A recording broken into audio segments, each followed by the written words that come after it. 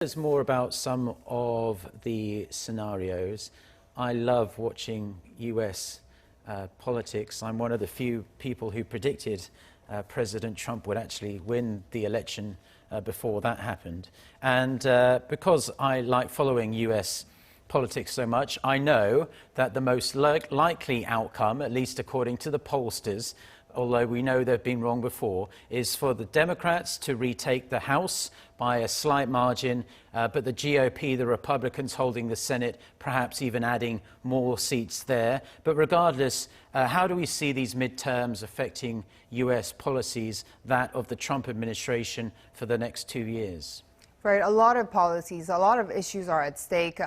Some commentators actually say that this will be one of the biggest midterm elections, even elections in their lifetime. And there's a reason for that. Definitely, we know that President Trump has been very busy. He's been crisscrossing the country, holding Make America Great Again rallies, talking about illegal immigration and the strong economic gains under his administration. America's economy is indeed humming and the unemployment is low.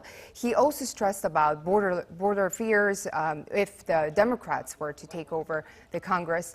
So here is what will happen. We know for sure they will pick a new speaker if the Democrats win. That will be Nancy Pelosi, the veteran progressive from San Francisco. This will also mean more women in Congress, and a lot of investigation will open or reopen against President Trump.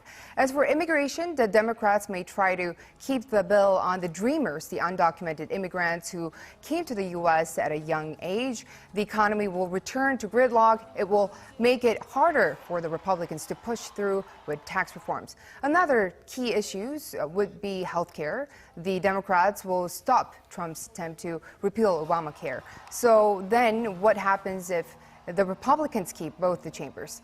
President Trump's protectionist movement, trade policy will continue. The sanctions will remain on Iran, and the trade disputes with China will also likely to go on, perhaps with more rounds of tariffs imposed on Beijing. Yet the talks with North Korea will also likely to continue, along with Trump's strong efforts to build up the military. As for health care, the Republicans will want to push for changes in the Obamacare. So what happens then if Democrats take the House and the Senate? The Democrats will try to moderate President Trump's protectionist movement in general, including on China, the European Union, and Japan. There will be no more border walls, no more funding for the walls, or strengthening of the security measures.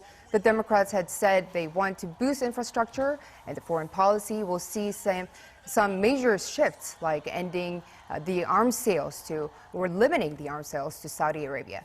The scrap climate change issues can also be brought back.